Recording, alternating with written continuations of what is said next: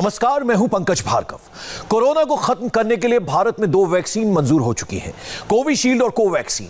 सब ये जानना चाहते हैं कि उनके लिए कौन सी वैक्सीन बेहतर है। हमने बहुत रिसर्च के साथ कोविशील्ड पर यह रिपोर्ट तैयार की है, जिसे देखकर हर सवाल का जवाब आपको मिल जाएगा।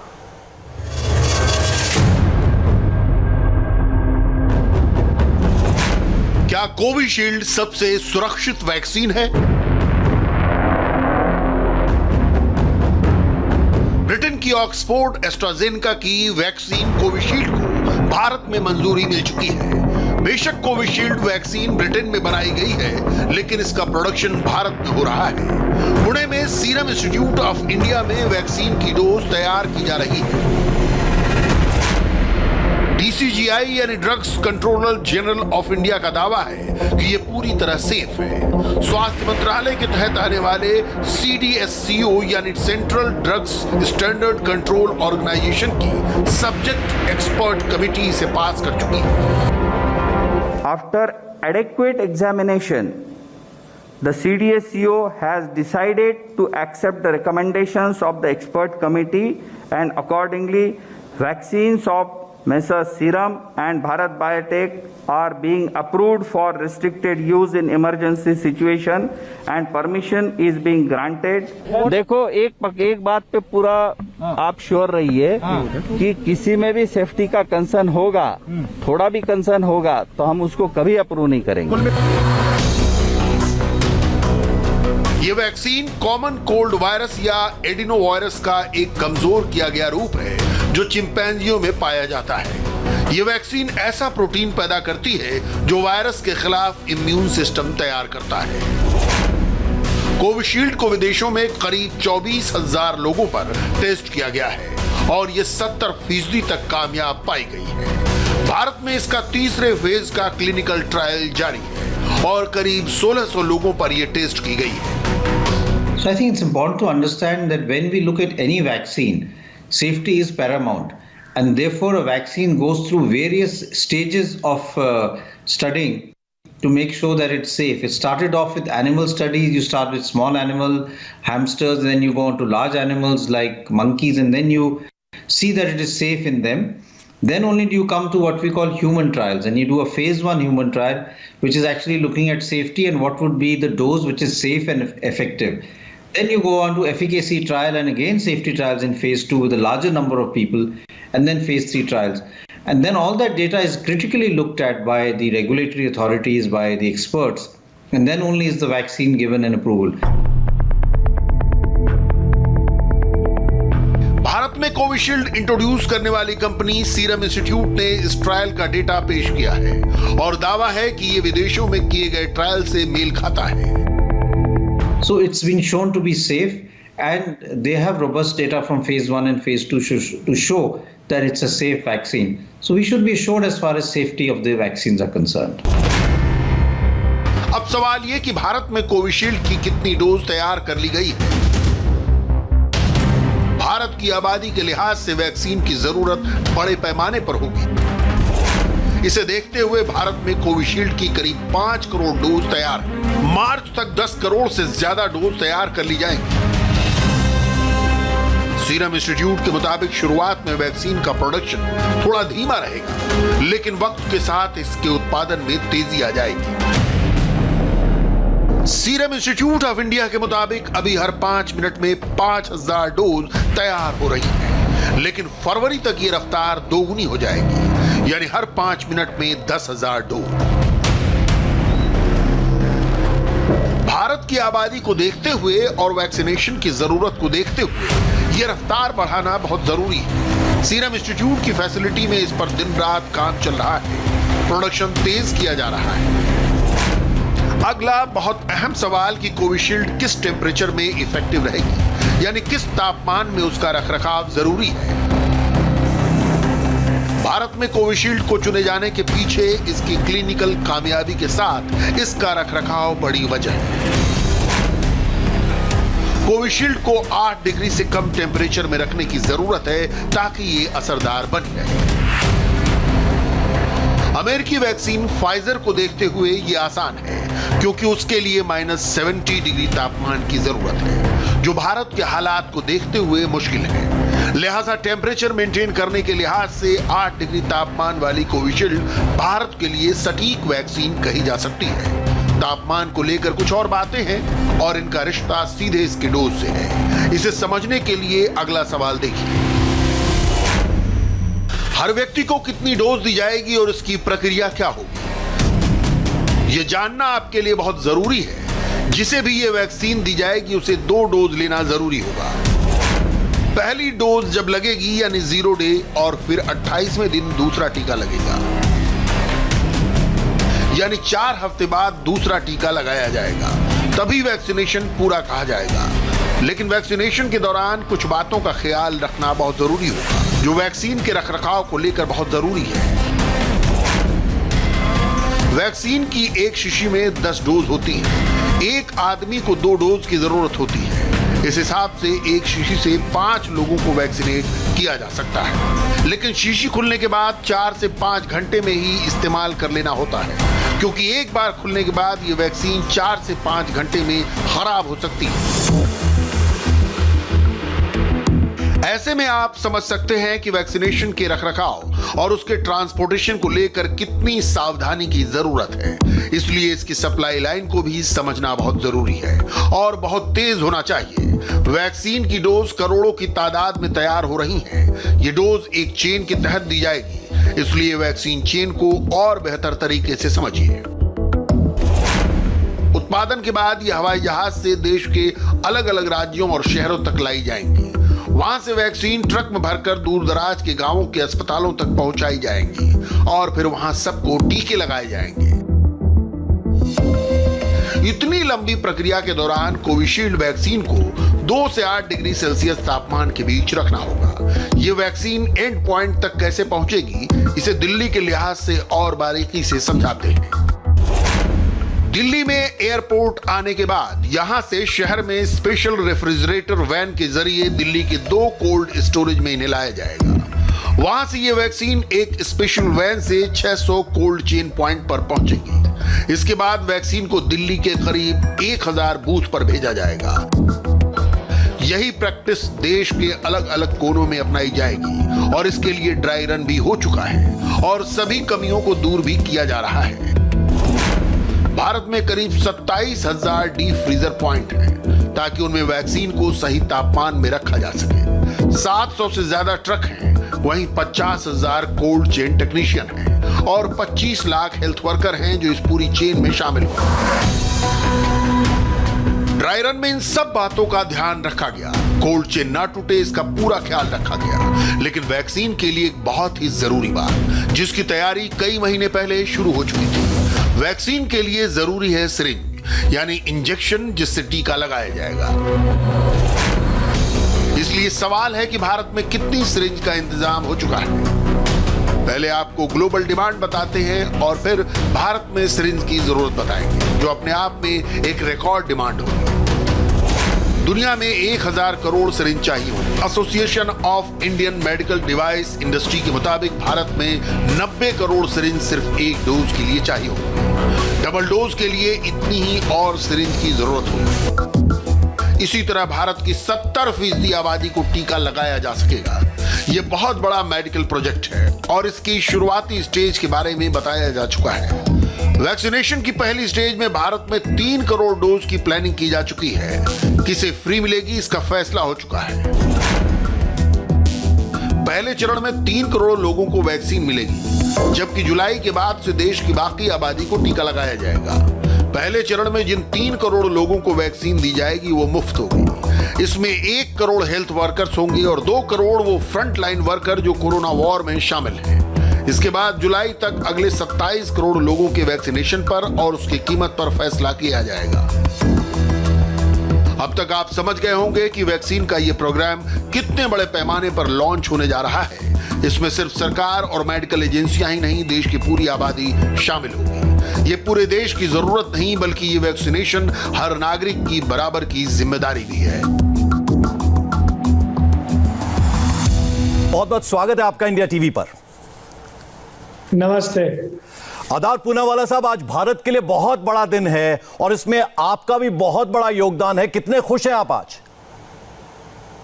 बहुत ही खुश और शांत और रिलीव्ड है, क्योंकि आपको तो पता है, सब लोग को पता है, महीनों से हमने बहुत सारा हमारा पैसा और टाइम और हमारी पूरी सीरम इंस्टीट्यूट ऑफ इंडिया की स्टाफ ने बहुत सारा रात तक काम किया है कि हमें जल्द से जल्द हमारे देश के लिए वैक्सीन तैयार हो सके और दुनिया के लिए तैयार हो सके। तो ये दिन आज जो आ चुका है, इसीलिए हम बहुत ही खुश और अभी रिलैक्स्ड हैं।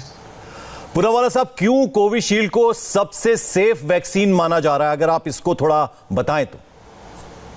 देखिए, सेफ तो बहुत सारी वैक्सीन भी है, मगर हमारी वैक्सीन तो हजारों लोगों में गई है, यूके में, ब्राजील में, साउथ अफ्रीका में, और एफिकेसी ट्रायल हुआ है सिर्फ 3 वैक्सीन पे, फाइजर, मोडर्ना और ये कोविशील्ड जो ऑक्सफोर्ड एस्ट्राजेनेका के है।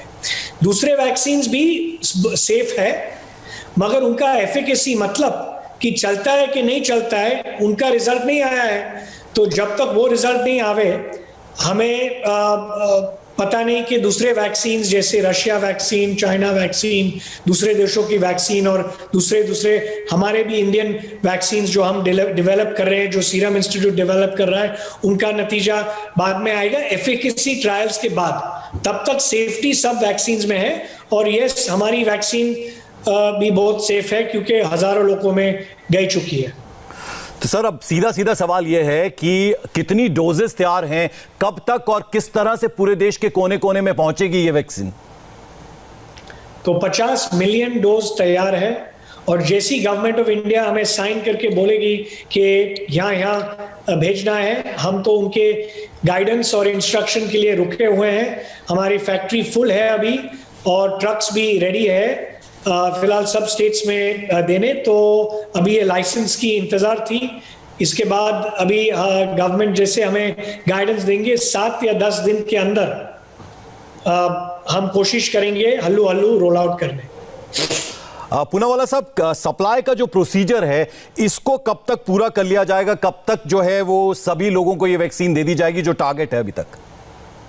वो तो बहुत टाइम लगेगा सब लोगों को देने, मगर जो मोस्ट वनरेबल, जैसे जो मोस्ट कमजोर लोग हैं, बूढ़े लोग हैं, हेल्थ कंडीशंस है, फ्रंटलाइन हेल्थ वर्कर्स हमारे हैं, जो गवर्नमेंट को ये लोगों को और गरीब लोगों को पहला देना है, उसकी हम कोशिश कर रहे हैं। और ये पहले 3-4 महीने में हो जाएगा, जुलाई अगस्त तक।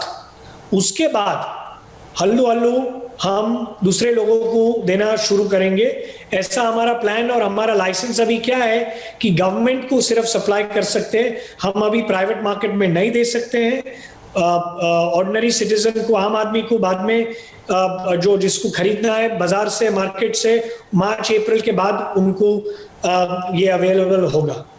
सर, ड्रग के लिए पैसा कौन देगा, ये भी एक बड़ा सवाल है। बरोबर, तो जिसको खरीदना है वो मार्केट में मार्च-अप्रैल के बाद पैसे देके खरीद सकती है 1000 रुपया में, और उसके पहले गवर्नमेंट को हम स्पेशल प्राइस 200 रुपया में दे रहे हैं कि वो आम आदमी और लोगों को फ्री में दे दे। तो अभी क्या होने वाला है, पहले 100 मिलियन डोज सब लोग को, पूरे देश को मोदी जी ने बोला है फ्री में मिलने वाला है, फुकट में मिलने वाला है। ये हमारा सर्विस है जो हम देश को कर रहे हैं। सीरम इंस्टीट्यूट गवर्नमेंट को बेचेगी, गवर्नमेंट देश लोगों को फ्री में दे देगी। पूनावाला साहब, आपका जो कॉन्फिडेंस है उसकी दाद देनी होगी, क्योंकि बिना किसी देश के एक तरह के अप्रूवल के आपने ये वैक्सीन बनाना शुरू कर दिया था। तो सर, ये कॉन्फिडेंस आता कहां से है? देखो, थोड़ा कॉन्फिडेंस था और दूसरा उम्मीद और हमारा कमिटमेंट था कि हमें ये चलाना ही है और इसमें कामयाब होना है। कि हमने जब मार्च-अप्रैल में इतना पैसा डाला और कमिटमेंट किया और बहुत सारे कॉन्ट्रैक्ट्स भी साइन किए थे, हमें तो कुछ पता नहीं था कि कुछ चलेगा नहीं चलेगा, मगर हमारी स्टाफ की इतनी कमिटमेंट थी, साइंटिस्ट लोग हमारे जो है उनकी कमिटमेंट थी, उनको फेथ था, कॉन्फिडेंस था, और बहुत सारा रिसर्च भी हमने किया था। उसके हिसाब से हमने इतना ये सब पैसा लगाया और एडवांस में स्टॉक बनाया, वरना ये जो हमने नहीं किया होता, बहुत लोगों की lives, lot of lives would have been lost, क्योंकि ये वैक्सीन नेक्स्ट ईयर जुलाई अगस्त में शुरू होती और जनवरी में नहीं होती। तो हमने ये काम अगस्त से शुरू किया था। तो इसीलिए हमारे पास ये इतना वैक्सीन हमारे गोडाउन में पड़ा हुआ है। प्राइम मिनिस्टर सीरम इंस्टीट्यूट आए थे पुणे, अच्छा खासा वक्त उन्होंने इंस्टीट्यूट में बिताया था। क्या क्या बातें हुई सर, और आपने उनसे क्या कहा था उस वक्त? जी, प्राइम मिनिस्टर जी ने बहुत टाइम गुजारा, उनका वैल्यूएबल टाइम स्पेंड किया कि उन्होंने मैन्युफैक्चरिंग प्रोसेस और ये वैक्सीन क्या है, कैसे बनाना है, इसमें क्या क्या मुश्किल और डिफिकल्टीज होते हैं, चैलेंजेस होते हैं, उनको फर्स्ट हैंड समझना था। ऑलरेडी उनका नॉलेज बहुत अच्छा था ये वैक्सीन्स में, और उसके बाद हमने डिस्कस किया कि क्या क्या हमें चैलेंजेस फेस करने पड़ेंगे जनवरी फरवरी में, तो वो हमने ब्रीफ किया। और उसके बाद वो और उनकी टीम फैक्ट्री चल के देख लिया कि वैक्सीन प्रोडक्शन कैसे होता है और वर्ल्ड क्लास प्रोडक्शन कैसे होता है, क्योंकि सीरम इंस्टीट्यूट 170 कंट्रीज देशों को वैक्सीन देती है। तो ये सब उनको देखना था और समझना था और मदद करना था कि कोई भी घटनाएं हटा सकते हैं। सर, प्रोडक्शन फैसिलिटी की अगर मैं बात करूं, जहां प्लांट है, क्या 24 घंटे वहां काम चलेगा? 24 घंटे तो काम तो चल रहा है ये जमाने में, क्योंकि हमें एक भी दिन मिस नहीं करना है। मेन प्रोडक्शन होता है 10-11 बजे तक चलता है, उसके बाद लेबलिंग और पैकिंग रात को चलती है। तो फिर ऐसे प्लानिंग होता है। तो ये अभी हो रहा है। अभी पूनावाला साहब, cold chain will be a big challenge, तो वो चैलेंज कैसे पूरा होगा? आपकी वैक्सीन को कितना टेम्परेचर, कुछ उस बारे में जरा बताइए। नहीं, देखिए, हमारी वैक्सीन तो +2 to 8 डिग्रीज में स्टोर हो सकती है। वो विदेशी वैक्सीन, दूसरे जो बाहर के वैक्सीन है, उनको -20 -70 में रखना पड़ता है। ये बहुत डिफिकल्ट है। ये इंफ्रास्ट्रक्चर देश में इतना नहीं है, बहुत सारे देशों में नहीं है। तो +2 to 8 डिग्रीज हमारी वैक्सीन और कुछ दूसरे इंडियन वैक्सीन भी ऐसे ही है। उसका बहुत फायदा और एडवांटेज है, प्रैक्टिकल है, क्योंकि ये इंफ्रास्ट्रक्चर गवर्नमेंट के पास है, बहुत सारा है। तो आपने तो देखा होगा कि ये सब ड्राई रन्स और ये टेस्ट गवर्नमेंट ने किया है कि जब वैक्सीन अभी आएगी क्या लॉजिस्टिकल इश्यूज होगा, तो उन्होंने ये सब मॉक ट्रायल्स ले लिए है और फुल्ली प्रिपेयर्ड है और रेडी है। पर डे का क्या टारगेट है सर? कितना प्रोडक्शन रोज होता है और इसका कोई टारगेट रखा है आपने? देखो, हम 50 मिलियन डोज हर महीने बना सकते हैं, उससे भी और जास्ती हम बना सकते हैं। पर जब वो एक्सपोर्ट का परमिशन और प्राइवेट परमिशन हमें गवर्नमेंट से मिल जाएगा, तब हम स्केल अप करके वो एक्स्ट्रा माल बनाएंगे। क्योंकि जैसे मैंने आपको समझाया था, हमारी फैक्ट्री में और माल तो हम नहीं रख सकते हैं, क्योंकि एक्सपायर भी हो सकता है और कोल्ड रूम की भी शॉर्टेज हो सकती है। तो हमने ऐसा प्लान किया है फेज वाइज मैनर में स्केल अप करने। आदर पूनावाला साहब, ये कैलेमिटी है, लेकिन जिस तरह से अपॉर्चुनिटी बनकर आया है, क्या आपको भी लगता है कि अवसर बनकर आया है? क्योंकि अभी तक मेडिकल इक्विपमेंट्स तक हम बाहर से मंगवाते थे, लेकिन अब खुद प्रोडक्शन कर रहे हैं, और आज कितना बड़ा दिन हमने देखा है। ये बहुत बड़ा दिन है आत्मनिर्भर भारत का। पीएम मोदी की जो विजन थी देश के लिए, क्योंकि सिर्फ वैक्सीन के लिए नहीं, बट पीपीई किट्स और कितने मास्क और कितने दूसरे चीज़ों भी अभी हम इंडिया में बनाते हैं और इंपोर्ट की डिपेंडेंस नहीं है। और यही हमारी देश और लोगों को फ्यूचर दे सकता है, जॉब्स दे सकता है, फ्यूचर इनोवेशन दे सकता है। और पूरी दुनिया इंडिया की तरफ देख रही है कि भाई वैक्सीन से हमें बचाओ और सप्लाई करो, और पूरी दुनिया रिकॉग्नाइज करती है इंडिया का कंट्रीब्यूशन ये पैंडेमिक में। सर, 1-2 सवाल मेरे और हैं। क्या फ्यूचर में सीरम इंस्टीट्यूट अपना खुद का भी वैक्सीन बनाएगा, ऐसा भी उम्मीद कर सकते हैं हम? नहीं, ऑलरेडी वो है। 6 महीने में हमारी खुद की वैक्सीन भी लॉन्च होने वाली है। वो स्पाई बायोटेक वाली एक है और एक दूसरी भी है। तो 6-7 महीने में वो भी होगा। अभी हम ये ऑक्सफोर्ड वाली पे फोकस कर रहे थे, क्योंकि वो क्लिनिकल ट्रायल में बहुत आगे था। उन्होंने एफिकेसी ट्रायल किया था, और शायद जो इंडिया को चाहिए, ये हमारी इंडिया की जो वैक्सीन सीरम इंस्टीट्यूट ने भी बनाई है, वो भी जल्द से जल्द हम कोशिश करेंगे 6 महीने में लॉन्च करने। आधार पूनावाला, बहुत बहुत शुक्रिया इंडिया टीवी से बात करने के लिए। You are a happy man. बहुत बहुत शुक्रिया हमसे आपने बात की और हम पूरी उम्मीद करते हैं कि जल्द से जल्द जो है ये डोज सभी को मिलेगी। तो ये थे आधार पूनावाला जिनसे हमने बात की। सीरम इंस्टीट्यूट की कोविशील्ड के अलावा स्वदेशी वैक्सीन कोवैक्सीन को भी मंजूरी मिल गई है, लेकिन स्वदेशी वैक्सीन पर गर्व करने की बजाय राजनीति पॉलिटिक्स शुरू हो गई है। कांग्रेस ने कोवैक्सीन पर ही सवाल खड़े कर दिए, जिनकी वजह से भ्रम का माहौल बनने लगा है। कुछ दिनों पहले ही प्रधानमंत्री मोदी ने कहा था वैक्सीन के साथ साथ अफवाहें भी आएंगी। पीएम ने जैसा कहा था बिल्कुल वैसा ही होना शुरू हो गया।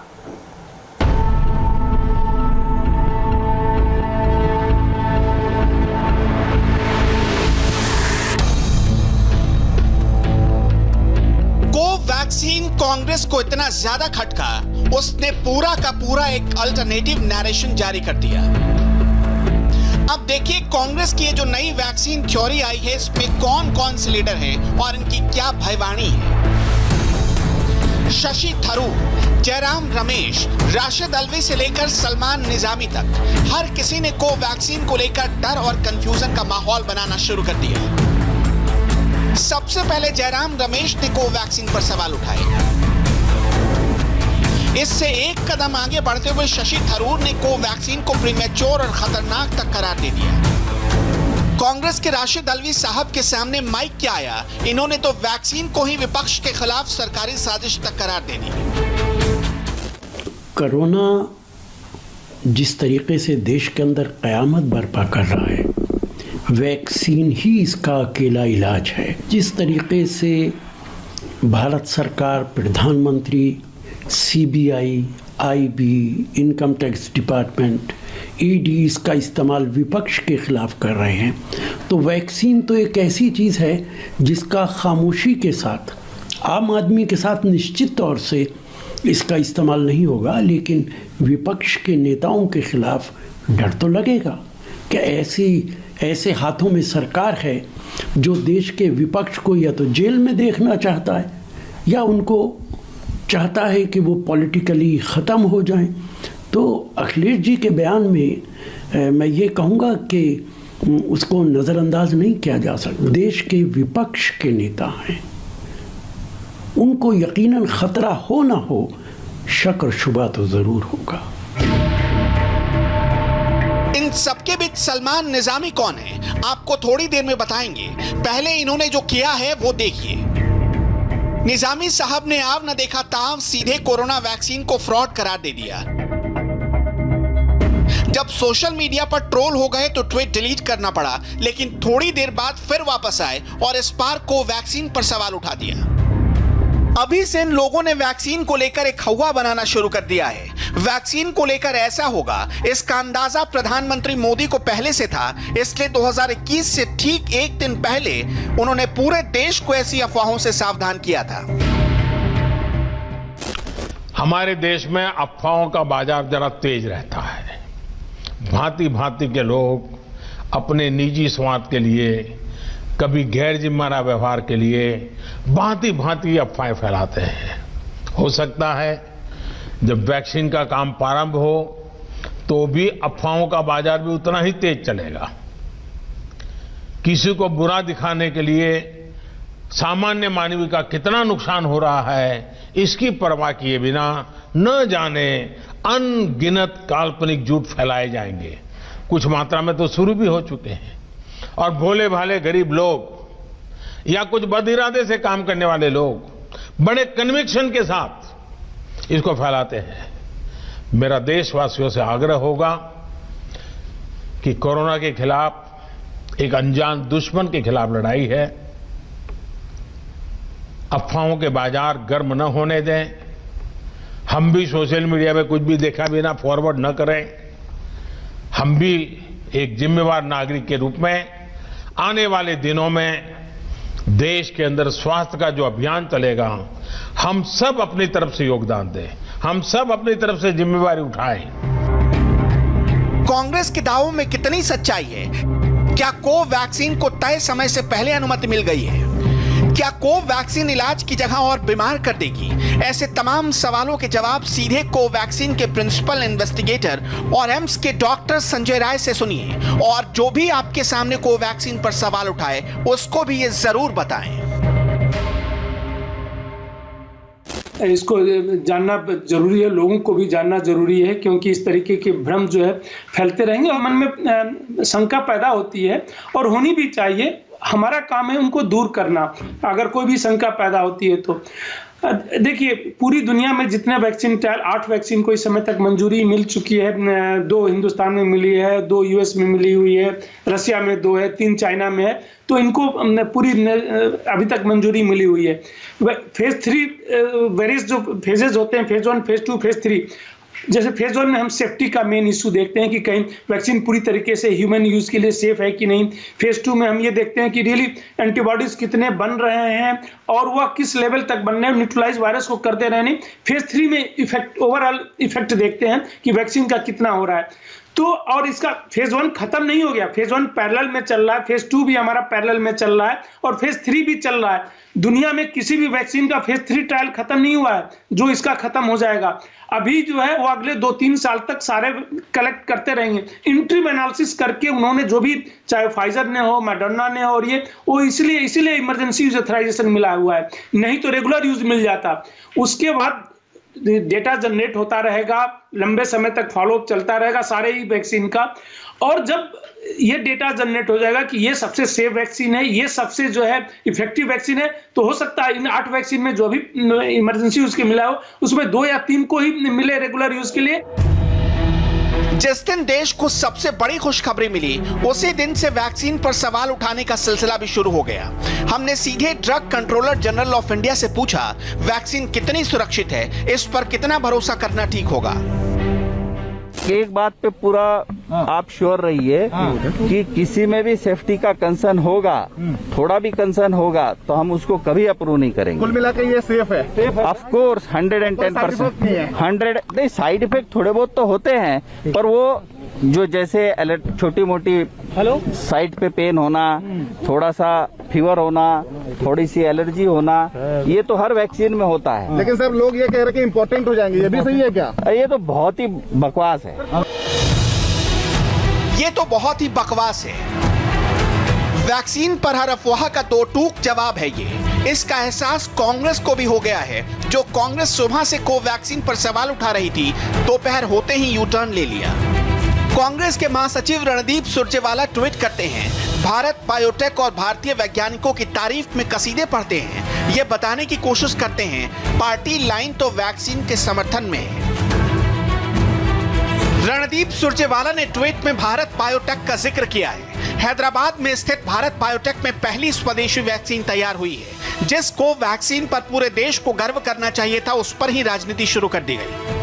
शशि थरूर जयराम रमेश ने ट्वीट में केंद्रीय स्वास्थ्य मंत्री डॉक्टर हर्षवर्धन को टैग किया था। उनको कोवैक्सीन पर स्पष्टीकरण मांगा था, तो डॉक्टर हर्षवर्धन ने भी एक के बाद एक 6 ट्वीट करते हुए कांग्रेस से लेकर अखिलेश यादव तक को कोवैक्सीन पर क्लियर कट जवाब दिया। कोवैक्सीन के एक एक पॉइंट को समझाया। कोवैक्सीन पूरी तरह से स्वदेशी वैक्सीन है, जबकि कोविशील्ड को ब्रिटेन की ऑक्सफोर्ड और एस्ट्राजेनेका ने मिलकर बनाया है। कोरोना को हराने के लिए वैक्सीन की 2 डोज लेनी होगी। डीसीजीआई के मुताबिक कोवैक्सीन सेफ्टी के लिहाज से 100% सुरक्षित है। कोवैक्सीन में माइल्ड रिएक्शन भी कम है। सबसे खास बात, कोवैक्सीन के लिए कोल्ड चेन पर खर्च करने की जरूरत नहीं है। कोवैक्सीन को स्टोर करने के लिए 2 से 8 डिग्री की जरूरत, यानी फ्रिज में भी रख सकते हैं। कोवैक्सीन स्वदेशी के साथ साथ सस्ती भी है।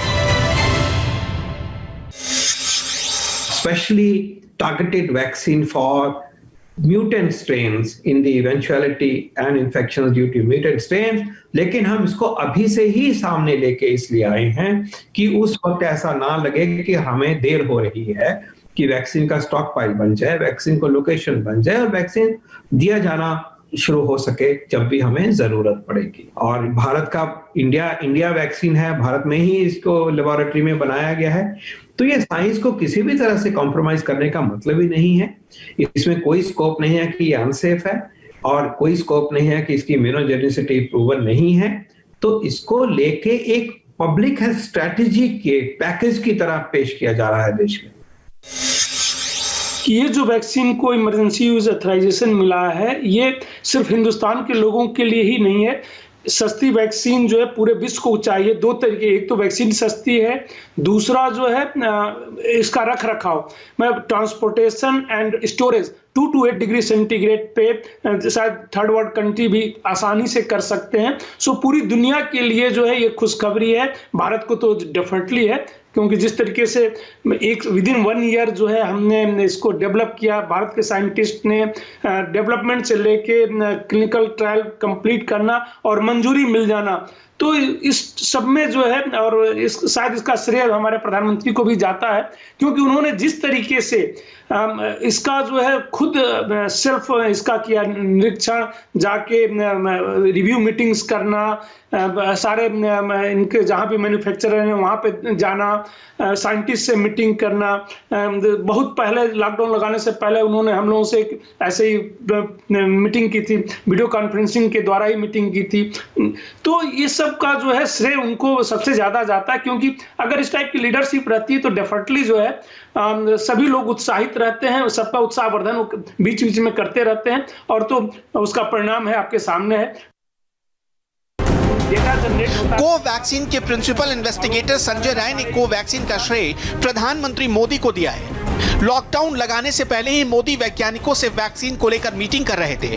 हैदराबाद की भारत बायोटेक में खुद जाकर पीएम ने रिव्यू लिया था। अगर दुनिया भर की वैक्सीन से कोवैक्सीन की तुलना करें, फाइजर को स्टोर करने के लिए -70 डिग्री का तापमान चाहिए, मॉडर्ना के लिए -20 डिग्री, स्पुतनिक वी के लिए -20 डिग्री तापमान का होना जरूरी है, जबकि कोविशील्ड और कोवैक्सीन 2 से 3 डिग्री में आराम से स्टोर की जा सकती है। यानी स्वदेशी कोवैक्सीन को ट्रांसपोर्ट करना और स्टोर करना सबसे आसान है। बावजूद इसके कोवैक्सीन को बदनाम करने की साजिश रची जा रही है। आमतौर पर लोग तभी किसी चीज पर भरोसा करते हैं जब कोई दूसरा उसको इस्तेमाल करे और खुद बताए कि रिपोर्ट ओके है। इसलिए आपको नंदकिशोर की बातें गौर से सुननी चाहिए, क्योंकि नंदकिशोर ने कोवैक्सीन के ट्रायल में हिस्सा लिया है। उनका अनुभव आपकी सारी शंकाएं दूर कर देगा। मेरा नाम नंदकिशोर मानकर है, नागपुर का हूँ, और मुझे आनंद जी राठी सर जो है उनके बारे में ये कोवैक्सीन के बारे में पता चला, और उन्होंने जब मुझे पूछा कि आप इसके बारे में तैयार हो क्या आप पे ट्रायल देने के लिए, तो मैं बिल्कुल उनको बोला कि हाँ मैं कर सकता हूँ। जब ये वैक्सीन दे रहे थे, तो जब मैं घर से हम लोग वैक्सीन के लिए आ रहे थे यहाँ, तो मन में थोड़ी दुविधा थी, क्योंकि इसके पहले कभी किया नहीं था, और हो सकता है इसका साइड इफेक्ट भी हो या कुछ उल्टा सीधा भी हो सकता है। लेकिन ये सोचा कि जिंदगी में रिस्क तो लेना है, क्योंकि डर के आगे जीत है। अगर हम हर चीज में डरते रहेंगे तो कुछ नहीं कर पाएंगे। और देश के लिए अच्छी उपलब्धि थी, और आनंद जी ने हमें, इतने लोगों में हमें चॉइस किया, हम में कुछ खासियत होगी, इसलिए हम फिर वो मन से दुविधा निकल गई और बिंदास करके हमने वैक्सीन लिया। और वैक्सीन लेने के बाद घर के लोग भी अच्छे तरह से खुश हो गए, और अभी हमें कोई तकलीफ नहीं है। नंदकिशोर की तरह आपको भी अपने देश की वैक्सीन पर, अपने डॉक्टर्स, वैज्ञानिक, सरकार पर भरोसा करना चाहिए। कोवैक्सीन कैसे काम करेगी, कितने दिन में काम करेगी, ऐसे तमाम सवाल आपके जहन में भी उमड़ रहे होंगे। आपको एक एक सवाल के जवाब मिलेंगे। सवाल है कि कोवैक्सीन को किसने बनाया? जवाब है भारत बायोटेक के साथ ICMR ने बनाया है। कोवैक्सीन की कितनी डोज लेनी होगी? तो इसका जवाब है कि कोवैक्सीन की 2 डोज लेनी होगी। सवाल है कि कोवैक्सीन की 2 डोज कब कब लेनी होगी? इसका जवाब है 28 दिन के बीच में 2 डोज दी जाएगी। सवाल है कि कोवैक्सीन का असर कब दिखेगा? जवाब है सेकेंड डोज के 14 दिन के बाद असर दिखना शुरू होगा। सवाल है कोविशील्ड के होते हुए कोवैक्सीन की जरूरत क्यों पड़ी? जितनी ज्यादा वैक्सीन होगी उतनी अच्छी तैयारी होगी। कोवैक्सीन का इस्तेमाल कब किया जाएगा? अगर कोरोना बेकाबू हुआ तो ज्यादा वैक्सीन की जरूरत पड़ेगी, तब कोवैक्सीन का इस्तेमाल किया जाएगा। कोवैक्सीन की कितनी डोज तैयार है? 60 से 70 लाख डोज तैयार है। साल के अंत तक 20 करोड़ डोज तैयार हो जाएगी। भारत के पास कोरोना को हराने के लिए 2 तरह की वैक्सीन है, और तीसरी स्वदेशी वैक्सीन जायडस कैडिला भी जल्द तैयार हो जाएगी। जायडस कैडिला के तीसरे फेज के ट्रायल को DCGI ने ग्रीन सिग्नल दे दिया है। हालांकि वैक्सीन आने का कतई मतलब नहीं है कि मास्क नहीं लगाना है या सोशल डिस्टेंसिंग का ख्याल नहीं रखना है। कोरोना के खिलाफ ये जंग तभी जीती जा सकती है जब वैक्सीन की अफवाहों पर यकीन नहीं करना होगा और जागरूक रहना होगा। और हरियाणा के रेवाड़ी में हाईवे पर क्यों मचा कोहराम, हैरान कर देने वाली तस्वीरें देखिए ब्रेक के बाद। और अब उस हादसे की खबर जिसने साल के तीसरे दिन पूरे मुरादनगर को हिलाकर रख दिया। शमशान में अंतिम संस्कार के वक्त इतना बड़ा हादसा हुआ कि तस्वीरें देखकर आप कांप जाएंगे। हादसे में 21 लोगों की मौत हो गई, 15 से ज्यादा लोग जख्मी हैं।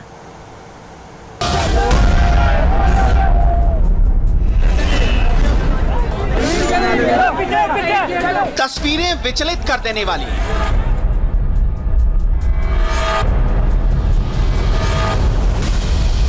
दिल दहला देने वाला हादसा है ये।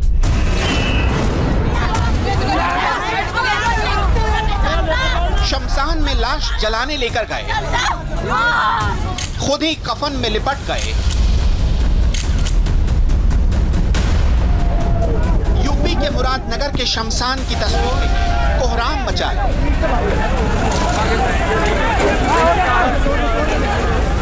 अफरा तफरी मची है, जान बचाने के लिए जिंदगी दौड़ रही है।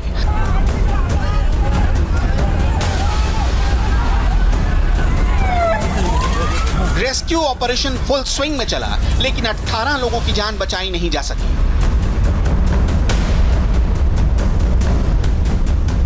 एक साथ 18 लाशें। अस्पताल के बाहर इतना खौफनाक मंजर था कि इंसानियत आंसू बहा रही थी।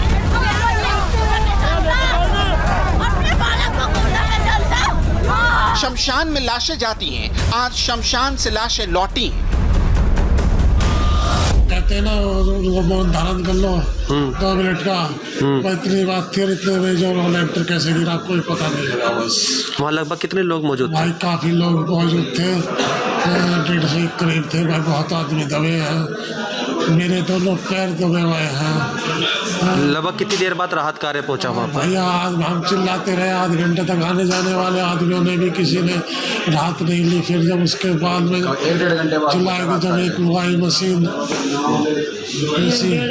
उसके बाद निकले भाई बड़ी मुश्किल से। कोई बम विस्फोट नहीं हुआ, ना ही कोई मकान गिरा है। ये शमशान घाट में लेंटर गिरने की तस्वीरें हैं। मातम में जुटे लोग अपने घर में खुद मातम का सबब बन गए। पंडित जी ने बुलाया था, वो सब समझाने के लिए, तेरा मेरा अम्मी के बारे में समझावे, उसके लिए बुलाया था। वो सब वहाँ इकट्ठे थे, वो अचानक ही गिर गया एकदम लेंटर।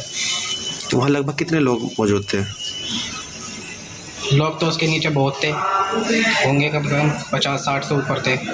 तो आपके कहाँ चोट आई है? मेरे यहाँ एक तो ये सिर में है, पे ये कंधा टूटा है, और पीछे कमर में हड्डी टूटी हुई है। हादसा एक शमशान घाट में हुआ है। इस शमशान घाट में एक छत ढह गई, एक लेंटर ढह गया, जिसकी वजह से अब तक करीब 18 लोगों की मौत की खबर बताई जा रही है। दरअसल मुरादनगर के रहने वाले एक बुजुर्ग शख्स के अंतिम संस्कार में करीब 40 से ज्यादा लोग शामिल हुए थे। और जब यहाँ पर अंतिम संस्कार किया जा रहा था तो उसी दौरान, क्योंकि सुबह से बारिश पड़ रही थी और उसी के चलते ये हादसा यहाँ पर हुआ है। और देखिए पूरा इस वक्त मलबा ही मलबा हर तरफ दिखाई दे रहा है। दरअसल ये बताया जा रहा है कि ये जो छत बनाई गई थी, ये अभी से करीब 2 से 3 महीना पहले बनाई गई थी। नवनिर्मित ये छत थी, लेकिन उसके बावजूद जिस तरह ये हादसा हुआ है, कई बड़े सवाल ये हादसा खड़े कर रहा है। इस दर्दनाक हादसे की एक एक तस्वीर रुला देने वाली है। मौत की छत गिरने की इस खबर ने मुरादनगर के लोगों को अंदर से झंझोड़ कर रख दिया है। बारिश काल बनकर शमशान की छत पर गिरी और देखते ही देखते शमशान में लाशों की ढेर लग गई। ये भयावह मंजर किस वक्त पेश आया, कब गिरी छत और कैसे शुरू हुआ रेस्क्यू ऑपरेशन, पूरी डिटेल रिपोर्ट संवाददाता गोनिका अरोड़ा ने जुटाई। करीब 11 बजे ये हादसा हुआ, जब 40 से ज्यादा लोग एक परिवार के एक बुजुर्ग के अंतिम संस्कार में शामिल हुए थे। उसी वक्त ये घटना यहाँ पर घटी है और एनडीआरएफ की टीम्स लगातार यहाँ पर रेस्क्यू ऑपरेशन कर रही है। और अभी फिलहाल रेस्क्यू ऑपरेशन पूरा हो चुका है। कई क्रेन यहाँ पर मंगवाई गई थी मलबे को उठाने के लिए। उस मलबे में कई लोगों के दबे होने की सूचना थी, जिसमें से अब लोगों को बाहर निकाला जा चुका है और उसमें से 18 लोगों की मौत की इस वक्त खबर बताई जा रही है। हालांकि ये आंकड़ा, अगर और लोग भी गंभीर हालत में है तो आंकड़ा ये और ऊपर भी जा सकता है। इस हादसे में 38 से ज्यादा लोग घायल हुए हैं। जिन्हें जिला अस्पताल में भर्ती करवाया गया है। ये लोग अंतिम संस्कार में शामिल होने शमशान गए थे। मौत की जो छत टूटी उसके नीचे 40 लोग जमा थे। अनजान, बेखबर, कोई छाता लेकर आया था बारिश से बचने के लिए, लेकिन मौत ने उसे बचने का मौका तक नहीं दिया। बारिश से बचने की कोशिश ही कर रहा था कि मौत ने जिंदगी ही छीन ली। कोई यहाँ पर छतरी लेकर आया था और ये देखिए ये छतरी किस तरह यहाँ पर टूटी हुई पड़ी है। कितना गंभीर ये हादसा होगा, क्योंकि भारी छत कई लोगों के ऊपर गिर जाती है, जिसके बाद कई लोग उस मलबे में दब जाते हैं। आसपास के लोग या फिर जो लोग शमशान घाट में मौजूद थे वो उनका रेस्क्यू करवाते हैं और उसके बाद एनडीआरएफ की टीम को 12:40 पर ये सूचना दी जाती है कि यहाँ पर एक गंभीर हादसा हुआ है और 3 डेड बॉडीज एनडीआरएफ की टीम के द्वारा निकाली गई हैं। फिलहाल लोगों को यहाँ से निकाला जा चुका है। अस्पताल ले जाने के लिए स्ट्रेचर कम पड़ गए, जमीन पर ही शव रख दिए गए। जरा सोचिए इनके परिजनों पर क्या बीती होगी। दिल्ली से सटे मुरादनगर में फैले मातम की कहानी आप सुनेंगे तो दिल भीग जाएगा। दयानंद कॉलोनी निवासी दयाराम की रात को बीमारी के चलते मौत हो गई थी। उनके अंतिम संस्कार में 100 से ज्यादा मोहल्ले वाले लोग और रिश्तेदार शामिल हुए। अंतिम संस्कार की अंतिम प्रक्रिया चल रही थी। पुजारी के कहने पर लोग शमशान घाट परिसर में बने भवन के अंदर खड़े होकर आत्म शांति पाठ कर रहे थे। इसी दौरान एक तरफ की जमीन धंस गई, दीवार नीचे बैठ गई और लेंटर गिर गया। किसी को भागने तक का मौका नहीं मिला। गेट देख रहे हैं, इस गेट से लेकर ये पूरी छत शुरू होती थी। झोपड़ी नुमाई एक छत बनाई गई थी, तमाम पिलर्स का सहारा दिया गया था, लेकिन ये नवनिर्मित छत ही थी। 2 से 3 महीने ही हुए थे इस पूरे नवनिर्माण को हुए, लेकिन जिस तरह ये हादसा हुआ है उससे कई बड़े सवाल खड़े होते हैं कि आखिर किस तरह के मटेरियल का इस्तेमाल इस छत को बनाने के लिए, इस पूरे स्ट्रक्चर को बनाने के लिए किया गया था। ये देखिए तमाम पिलर्स यहाँ पर है, इन पिलर्स की सहायता से ही ये पूरी छत खड़ी। लेकिन जितना कमजोर ये पूरा स्ट्रक्चर था, जाहिर तौर पर अब इंक्वायरी तो इस पर की जा रही है, लेकिन कई लोग इसमें अपनी जान गंवा चुके हैं। जो लोग शमशान घाट में अपने परिवार के एक शख्स के अंतिम संस्कार में पहुंचे थे, अब वो खुद इस दुनिया में नहीं है। और देखिए कितनी दर्दनाक तस्वीर है कि लोगों के जूते चप्पल यहाँ पर है। कई लोगों ने बचने की कोशिश की होगी, चिल्लाए होंगे, लोग एक दूसरे को आवाज मारी होगी, लेकिन उस वक्त बचाने के लिए कोई यहाँ पर नहीं था। जब सूचना मिली आसपास के लोगों को तो आसपास के लोग यहाँ पर पहुंचे, उन्होंने पत्थरों को तोड़ कर लोगों को यहाँ से बाहर निकालने की कोशिश की। उसके बाद पुलिस यहाँ पर पहुंची और फिर एनडीआरएफ की टीम यहाँ पर करीब 1 बजे पहुंची और लोगों को यहाँ से रेस्क्यू किया गया। चीख पुकार के साथ कुछ लोग उसके अंदर ही मलबे में दब गए, जबकि कुछ ने दौड़कर अपनी जान बचाई। पुलिस तत्काल मौके पर पहुंच गई। जिस भवन की छत गिरी वो ज्यादा पुराना नहीं था। आशंका है कि भराव की जमीन में भवन बना था। ज्यादा बारिश में मिट्टी बैठने से घटना हुई, लेकिन पूरा सच तो तब सामने आएगा जब सरकार को इस दर्दनाक हादसे की पूरी रिपोर्ट मिलेगी। सभी पहलुओं पे जांच कराएंगे और जांच करने के पश्चात जिसकी रिस्पांसिबिलिटी हम लोग फिक्स करेंगे और 100% इसमें क्रिमिनल लायबिलिटी भी तय की जाएगी और हम लोग इसमें निश्चित तौर पे कराएंगे। देखिए अभी तक जानकारी जो हमारे सामने आई है उसमें 17 लोगों की मृत्यु की अब तक आई है। बाकी लोगों का जिनकी कंडीशन क्रिटिकल है, डॉक्टर्स ट्रीटमेंट कर रहे हैं। 38 लोगों को यहाँ से रेस्क्यू किया गया था, जिसमें से 17 लोगों की डेथ हुई है। और सर मुकदमा कितने लोगों पर दर्ज? अभी मुकदमे दर्ज होने की कार्रवाई चल रही है और जांच के दौरान कराएंगे। मुरादनगर में सुबह 3 बजे से 8:30 बजे तक बारिश हुई। बीच पे कुछ देर बंद रही, फिर बारिश शुरू हो गई, लेकिन ये बारिश इतनी तेज और धारदार नहीं थी जो पूरी छत को ही धराशायी कर दे। उसे ले डूबे, लिहाजा सवाल तो उठेंगे ही। रेस्क्यू ऑपरेशन में शामिल एनडीआरएफ के कमांडिंग अफसर से गोनिका अरोड़ा ने सीधा सवाल किया, क्या मलबे में दबे और लोगों को मौत से बचाया जा सकता था? 12:45 पे हमारी टीम गाजियाबाद से चल के 1:30 बजे से पहले यहाँ पे टीम ने अपना काम शुरू कर दिया था। सर क्या कोई मुश्किल आई रेस्क्यू ऑपरेशन करने में, क्योंकि जो लोकल लोग हैं वो पहले से ही, यहाँ लोकल एडमिनिस्ट्रेशन जो है वो पहले से ही लोगों को यहाँ पर बाहर निकाल रहे थे? जी, उन्होंने काफी लोगों को पहले से निकाल के स्टेबलाइज करके हॉस्पिटल पहुँचाने का काम किया और उनकी सिक्योरिटी की वजह से हम अच्छे तरीके से काम कर पाए। सुबह शमशान पहुंची 18 जिंदगी अब 18 डेथ फाइल्स में तब्दील हो चुकी हैं। एक हादसे के कारण 18 परिवारों की आंखों में आंसू की बारिश हो रही है। लोग उस पल को कोस रहे हैं जब छत के नीचे लोगों का जमावड़ा लगा था। अंतिम संस्कार की आखिरी वेला थी और देखते ही देखते कई परिवारों की दुनिया में शमशान सा वीराना छा गया।